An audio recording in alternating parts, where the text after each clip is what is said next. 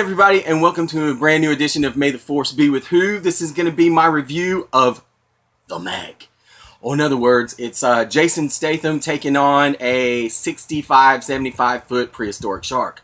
That's right, I'm going to take on a fucking shark, mate. I'm really looking forward to this movie because I was a big fan of the original novel which this film is based on, which was written by Steve Alten. I think it came out in 1997. And it was something I look forward to. The book was a very good book, and it had the whole Jurassic Shark thing, as I guess is what sold it. And I was excited when I finally heard that they were finally making the movie, and then the trepidation started because it was like they cast Jason Statham as the lead character, Jonas Taylor, which I'm honestly going to say, when I read the book all those years ago, I did not really see Jason Statham as Jonas Taylor. But we'll get back to that. Now, minor spoiler for those of you that have read the book. The book is actually called Meg, not The Meg, whereas the movie is The Meg. But you know what I'm saying. There's a scene at the beginning of the book Meg where, and if you've not read the book, it's a minor spoiler. It has really nothing to do with the movie, so I'm going to do it anyway. There's a scene depicting, it's like back in the prehistoric era, and a T-Rex ends up chasing something into like the shallow water, or we're about chest high on a T-Rex, so however big that is. And the Megalodon comes up and he eats the T-Rex, which if we could have saw that on screen, that would have been amazing, but unfortunately, no. But the movie does keep a lot of the book's plots and the whole setup, where Jonas Taylor is a deep sea rescue diver, and he has a sort of, not a PTSD, well, maybe you could say PTSD, but he has a mission that goes wrong. And in the book, Jonas sees the Megalodon on his failed rescue attempt, whereas in the movie, minor spoiler, he doesn't. There's something down there. There was something down there. So I'm going to pause on this part, and I'm going to kind of, it's what I actually wanted to lead with, but anyway, I do this on the fly without scripts, so it's kind of whatever pops into my head while I'm talking.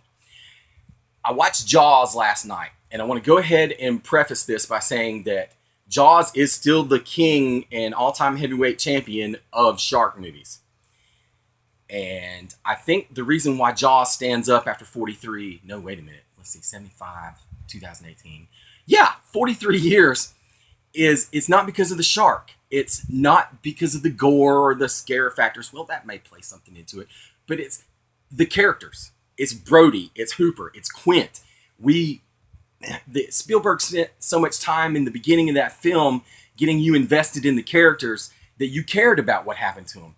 And all the character moments, like the Indianapolis speech by Robert Shaw, "Shark doesn't seem to be living until he bites you, and those black eyes roll over white." That, which is the best scene in Jaws, by the way. But you get invested in the characters, and you want to see them win. You want to see them take out Bruce, the great white shark.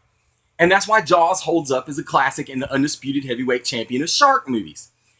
Now, the reason why movies like Deep Blue Sea fail is because we don't have those characters to relate to. And it's kind of like watching Deep Blue Sea again. I watched a whole bunch of shark movies before I saw this, so just bear with me. But in Deep Blue Sea, once Sam Jackson gets eat, sorry, minor spoiler, the movie's almost 20 years old. You really have no one else to root for in the cast because they're all kind of schmucky or pricky, or it's just, you're rooting, like, eat them. Kind of like I referenced in my Jurassic World review, is that if you have characters you can't bond with or can't connect with or you find annoying, you root for the monster. Or like in slasher movies, you're rooting for Jason or Freddy. It's like, yeah, kill them, eat them, slash them, whatever. So that's why I think Jaws is still, the greatest. And then, you kind of go down. Jaws 2 is okay. The Shallows was a not too bad shark movie, 47 meters down. And then it's just, you end up getting crap like Crocomagator versus Mecha Shark and Sharktopus and Sharknado and shit like that is just horrible. And Deep Blue Sea, which is... But anyway, let's get back to the Meg. Sorry, I had to segue. The Meg gets, I think took the template from Jaws, and it tried real hard to get you invested in the characters in the movie. Um, the supporting cast in this film has, great supporting cast actors, and actually that is the biggest problem I have with the movie, is that the ensemble, you've got people like Cliff Curtis, who plays the best friend Mac, who's kind of involved in the deep sea lab. You've got Robert Taylor, who was on the great Netflix show Longmire, which is a personal favorite of mine. He plays the doctor who worked with Jonas on the failed mission at the beginning of the movie, and he's kind of a prick to begin with, but then as the film progresses and Jonas Taylor, Jason Statham, is proven to be correct about, a megalodon, he kind of becomes less douchey. And it's, it's those kind of things. It's like, oh, he's a real prick. Well, no, maybe he's not that bad. And you root for these characters. You don't want to see them die. You want to see them make it out of the movie alive. The little girl who played Mei Ling, she was just adorable and probably one of the better child actor performances I've seen all year. And she had matter of fact, she probably had the best chemistry with Jason Statham out of anybody in the whole cast. But back to the story. Or wait a minute. I was talking about the good supporting performances. I have to touch on the bad supporting performances. And Rainn Wilson, who plays like the billionaire who's funding the deep sea research lab that ends up uncovering the Meg. He's annoying, but not to the point to where you're like, oh, just get him off the damn screen. But he's there for some comic relief as well, and sometimes it just swings and misses, and then other times it's kind of like, okay, that was mildly amusing. But the worst, and I mean the worst, the worst acting in the film is Ruby Rose. You may be familiar with her. She played the mute or the sign language assassin in John Wick 2, which after seeing her in this film, I know why she was a sign language assassin in John Wick 2, because she sucks.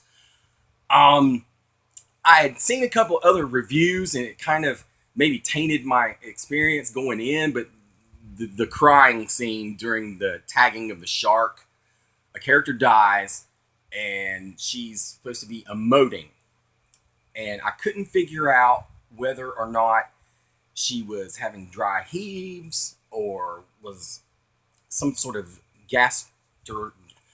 something going wrong with her digestive system, but it damn sure wasn't crying. And I mean, we're talking, this chick is on early Channing Tatum levels of bad. It was just like, oh my God, y'all put that on film? Or you paid this chick for this? And what's really sad is that I found out yesterday that Ruby Rose has been cast as Batwoman in the CW Arrowverse. So just gonna let y'all know that coming right out, that Batwoman coming this fall is gonna suck, because she's played by this chick who, I'm sorry, I mean, it was like, I've seen a whole lot of bad B movies, those red box specials, and it's on the level of, I've never seen anything like it. Anyway, getting back to the story, the story has some points that are similar to the book. Jason Taylor, I knew I was going to do that. Jason Statham as Jonas Taylor. Like I said, I didn't envision him, when I originally read the book, and still in my mind, I was like, okay, is this going to be like some cheesy B movie, straight to video kind of snakes on a plane kind of shark movie? And he works. I mean, Statham is Statham. Like, oh, I won't make this bitch bleed. And it works. It wasn't the direction I thought the character was going to go, because I was familiar with the source material, but it works. And like I said, the supporting cast, Cliff Curtis, Robert Taylor, the girl that plays his love interest, she's a Chinese actress, and I really had a hard time catching her name in the film. You can tell that she's a Chinese actress because it's obvious that English is not her first language, but it still kind of works with her and Statham, and it's kind of cute. But like I said, the little girl, Mei Ling, she's adorable, and she's got very good chemistry with Statham. The shark itself, the Megalodon, the CGI on the shark is really good. I know that there's been some scenes in the trailer where you see the Megalodon get the giant squid at the bottom of the trench. And I wish they hadn't put that in the trailer because that would have been a great jump scare. And I do have to say that there is a jump scare in the movie, and it got me because I went like, "Oh shit!" And much to the amusement to the people in front of me. But yeah, so there's at least one good jump scare. And but there were some scenes that had been in the trailers that had they not put them in the trailer would have been good reveals in the film. The thing with the dog and it seeing the shark and it going yipe yipe yipe and turning around. And speaking of the dog, there are some Jaws Easter eggs, and Jaws is really fresh in my mind because I watched it last night. So, if you've seen Jaws enough times, you catch the references, or you're like, oh, that's from Jaws. So, it works.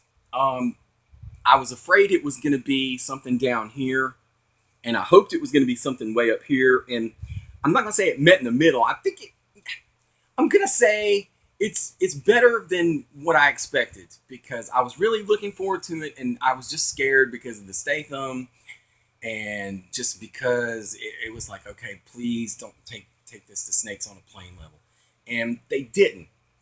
Like I said, the acting, some of the supporting acting is really my big negative in the film. The CGI looks great. Mentioned the jump scare a minute ago. The story, most of the story beats from the book are there as far as how the shark escapes from the bottom of the ocean down in the trench area and the geothermal levels and water and all that stuff. So that works. And like I said, the Rainn Wilson character, the billionaire, he kind of... I'm not going to go so far as to say it's a negative, but it wasn't an overwhelming positive. And like I said, sometimes the comedy or the comic relief in the film does not quite work. The biggest negative, especially out of the acting, is Ruby Rose. I mean, it's laughably bad. It is. But thankfully, after her dry heaving scene, crying. She was supposed to be crying, but it was... Yeah. Which a few minutes later, there's another character death, and I'm not trying to spoil things. It's a shark movie. People die. But the female scientist, the love interest, she cries. And see, that's kind of like, okay, this chick's on the same movie with you. That's how you cry. It's just kind of like, did the director think, oh, this is going to look good? Because John Turtletop's who directed this, and he did the National Treasure movies, and those are good popcorn summer kind of movies, which is basically what this ends up being.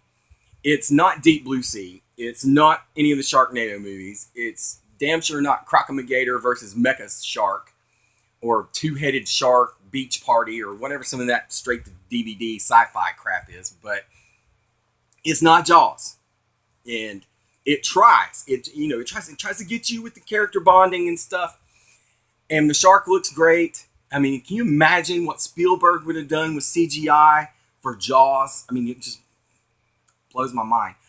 But it was an enjoyable film. I did like it. And I know a lot of the reviews I've had this summer, especially like Ant-Man and Solo and some other movies, I've said they're fun movies. They are fun movies. That's what summer movies are for. Is to get the hell out of the heat and go sit and watch a movie and be entertained. We're not trying to reinvent the wheel. Go have a good time.